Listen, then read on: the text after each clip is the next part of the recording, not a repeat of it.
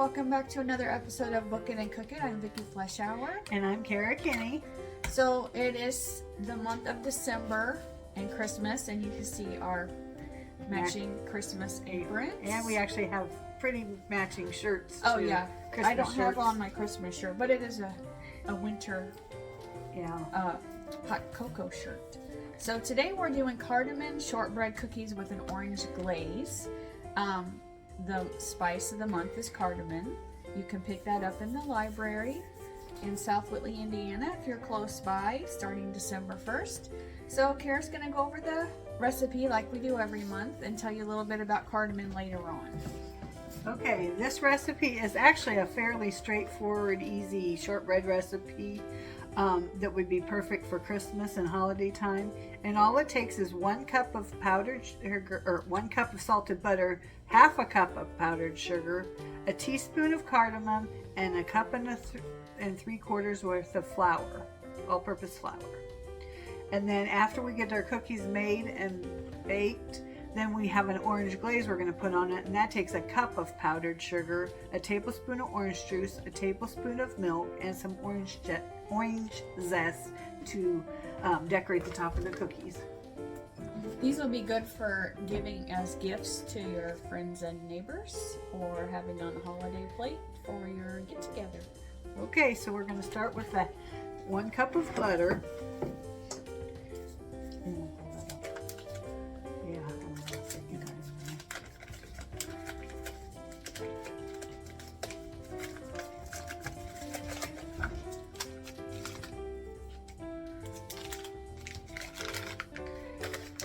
And the half a cup of powdered sugar.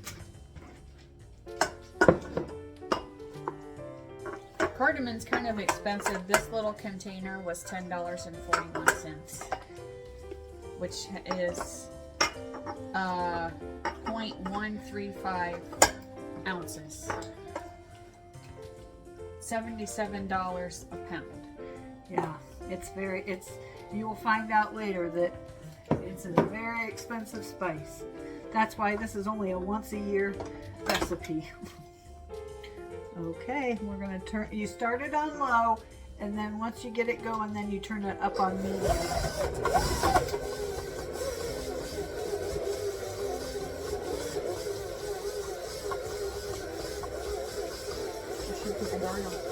Yeah.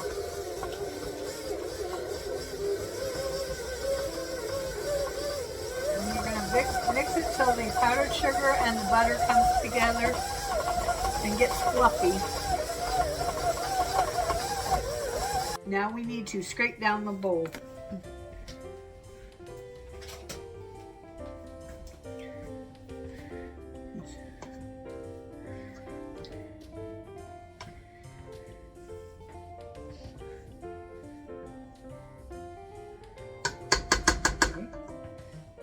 That.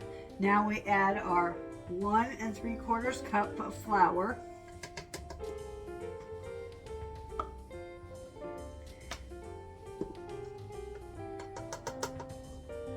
And our 1 teaspoon of ground cardamom. And at the beginning of this recipe, it says if you want to get the cardamom pods and grind them yourself, you can. But that's the first step, is to ground your cardamom up. But I already bought it. It's a little more easier just to buy it already ground. So there's the 1 teaspoon. It smells really good. It smells like Christmas. So, that does.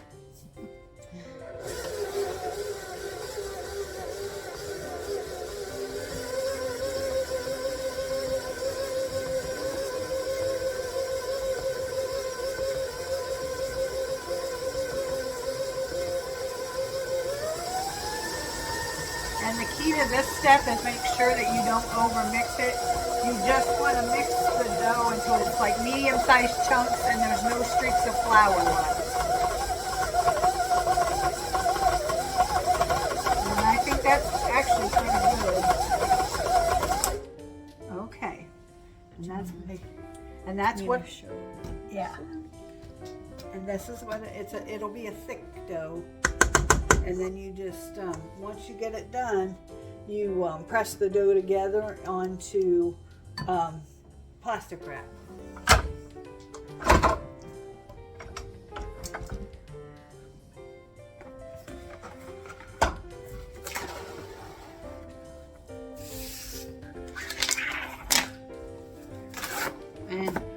used a stand mixer, but this doesn't make that much dough. So if you want to use a hand mixer, feel free to. It makes about 15 cookies,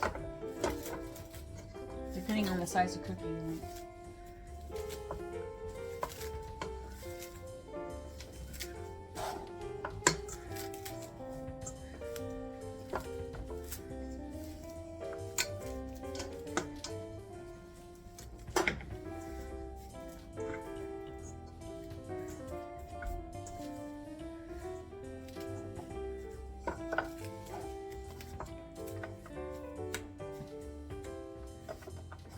This is what your dough will look like when you use your hands, or you can use the spatula and get it together. And then when you put it on your plastic wrap, then you shape it even more. You just wrap it in your plastic wrap and get it into a nice taut square. So it's just like that. And now we're going to put this in the refrigerator and leave it chill for at least a half an hour. And then we'll come back and make the glaze and bake the cookies. So I'm just gonna zest this orange. If you don't have a zester, you can use a fork or a knife just to get the outside edge off of your orange for the zest. And then I'm going to juice it with a little juicer. Okay, Kara's gonna mix up the glaze. Okay, we're waiting on the cookies. We have 1 cup of powdered sugar. Put it Do you into. want a bigger spoon? No, this is good. Okay. Because this is really low.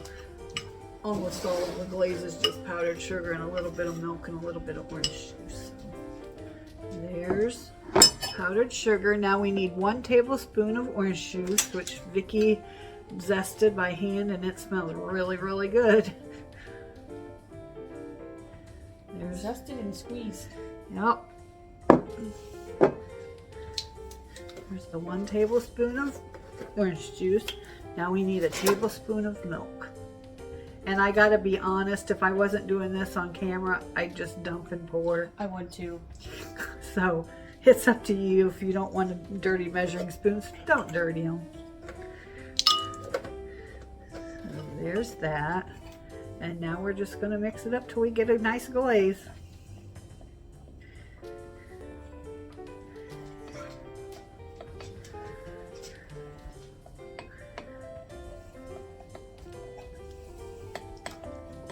We got out some cookie cutters here to cut them with later, of a snowflake and the star, Christmas tree, and a snowman. The snowman and the star are from when I was a little girl, from my mom's cookie cutter collection that I took. I think the star is too. But. Okay, and there's our easy glaze that we'll dip the cookies in once they get done. And now I'm going to tell you a little bit about the spice cardamom. As Vicky said, it is one of the most expensive spices in the world, but it's called the queen of spices because it has a versatility of both using it for savory and sweet dishes for its unique flavor and versatility. But this is what a cardamom pod looks like if you get it whole, and you would ground that. For these cookies, you would grind that up. But this whole pod was used in ancient Rome as currency for trading and for buying things at their ancient Roman markets. They considered it was so expensive that it was deemed money, basically, back in ancient Roman times. And that's what cardamom. So this is one you'll want to come to the library and get, because I wouldn't suggest buying it yourself for only needing 1 tablespoon, because it is very, very, very expensive. Okay, we're just waiting a little bit longer for our dough to chill in the fridge, and then we'll get it out and roll it out and cut it out with the cookie cutter. So we'll come back in a little bit. Okay, we've had the dough in the fridge for about half an hour. This is what it looks like. So now you want to roll it out between 2 pieces of parchment paper. And it says you want to roll it to 1/4 of an inch. Or half an inch, excuse me.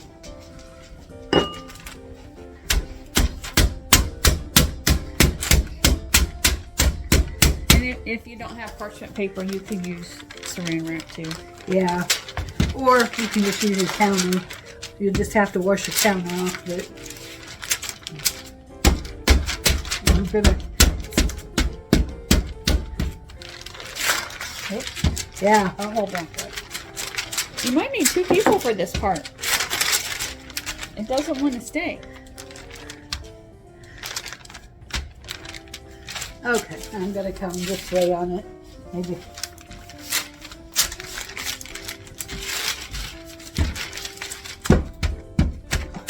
And what I'm just doing when I'm hitting it with a rolling pin is just trying to soften it a little bit so it'll start to roll.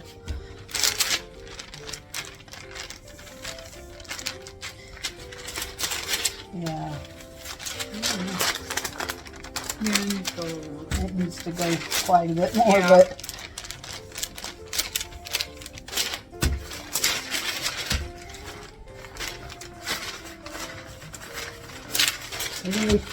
you might, if you want to do this by yourself, maybe we put a little flour. You put a little flour underneath. The silicone. Yeah, there we go.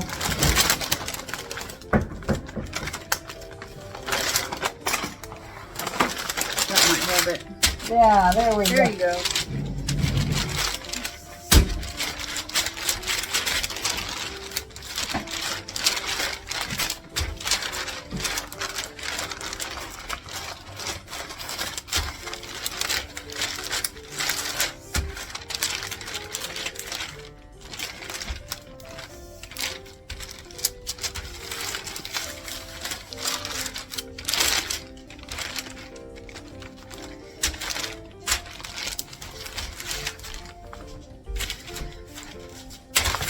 We have a cookie sheet lined with parchment paper.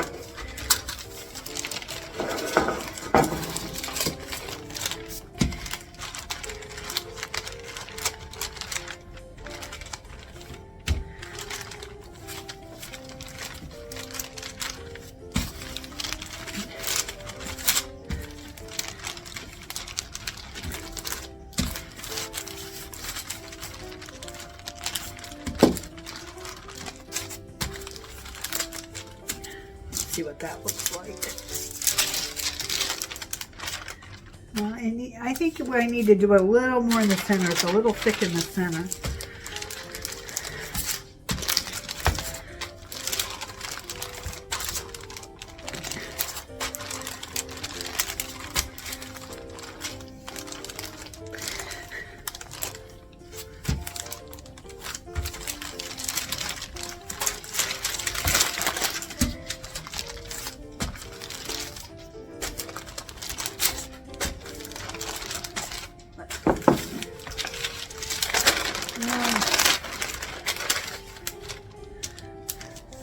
That actually looks pretty good. It might be a little thick, but we're going to go with it. Did we roll it without the parchment on it? Yeah, let's try that. A little bit.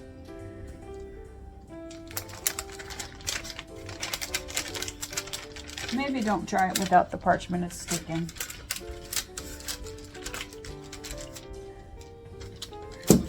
Okay. And you can even press it with your fingers if you really want to. It's pliable enough dough that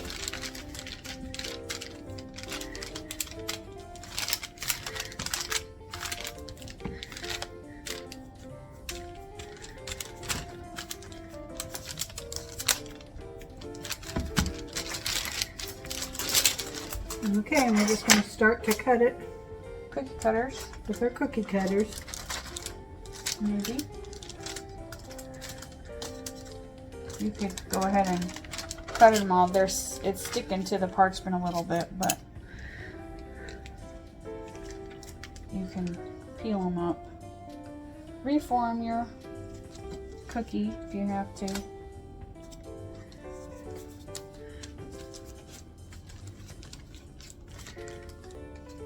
And if you have an offset spatula or a knife, you can Oh, I do have on this. fry them up with that too.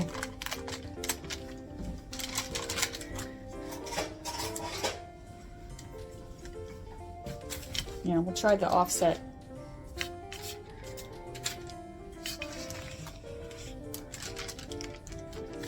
Yeah, that works good.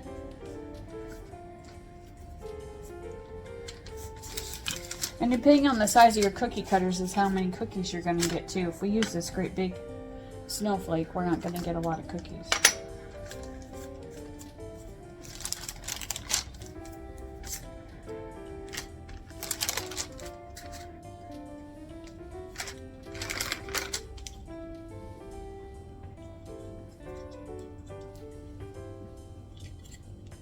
So we're going to keep cutting these out, and then